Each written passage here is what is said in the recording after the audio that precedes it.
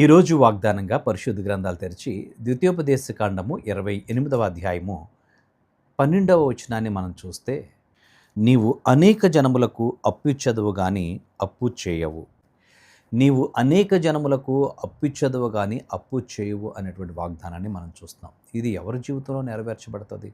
ఇదేంటండి, నేను అప్పిచ్చేవాడుగా ఉంటానా, నేను అప్పు చేయనా అని అంటే, ఇక్కడ మనకి దేవుని లేఖనంలో ఒక మాటను మనం జ్ఞాపకం చేసుకుంటే, ఈ యొక్క అధ్యాయ ప్రారంభంలో నీ దేవుడైన యెహోవా మాట నీవు శ్రద్ధగా విని ఆయన ఆజ్ఞలు అనుసరించి నడిచినప్పుడు భూమి మీద ఉన్న సమస్త జనముల కంటే ఆయన నిన్ను హెచ్చించును అనేటువంటి పదం.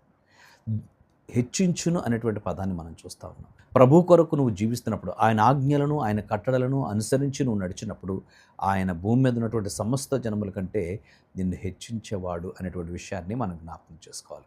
అందుకనే మొదట నీ స్థితి కొంచెముగా ఉండొచ్చు, మొదట నువ్వు దరిద్రుడిగా కొంచెం దీనస్థితిలో ఉండొచ్చు. దేవుడైన యెహోవా ఆజ్ఞలు అనుసరించి ఆయన కట్టడలను అనుసరించి నువ్వు నడుస్తున్నప్పుడు ప్రభువు నిన్ను అభివృద్ధి పరిచేవాడు, నిన్ను ఆశీర్వదించేవాడు. ఆయన మానవులను చేసి మీరు నిండి ఫలించి అభివృద్ధి పొందండి అని ఆయన విస్తరించడని చెప్పాడు. కనుక ఎవరైతే ఆయన ఆజ్ఞలు అనుసరించి ఆయన కట్టడలను అనుసరించి ఆయన వాక్యాన్ని అనుసరించి నడుస్తారో వారి జీవితాలని ఫలభరితంగా ఆశీర్వాదకరంగా నడిపిస్తాడు. అప్పుడు నీవు అనేకులకు దీవెనకరంగా ఉంటావు, అనేకులకు ఆశీర్వాదకరంగా ఉంటావు.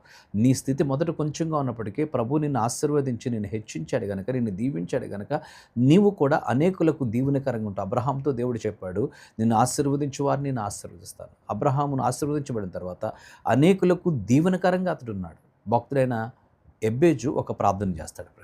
అతడు అంటాడు, ప్రభువా నీవు నన్ను ఆశీర్వదించు, నన్ను విశాలపరచు ప్రభువా, నీ చెయ్యి నాకు తోడుగా ఉంచు నాయన, ఏ కీడు రాకుండా నన్ను కాపాడని ప్రార్థన చేశాడు. ఎబ్బేజు ప్రార్థన దేవుడు విని అతనిని హెచ్చించాడు, అతన్ని ఆశీర్వదించాడు, కీడు రాకుండా కాపాడాడు, భద్రపరిచాడు. ఎబ్బేజే కాదు, మనము కూడా ప్రభువా నన్ను ఆశీర్వదించండి, నా స్థితిని మార్చండి అని మనం ప్రార్థన చేయాలి.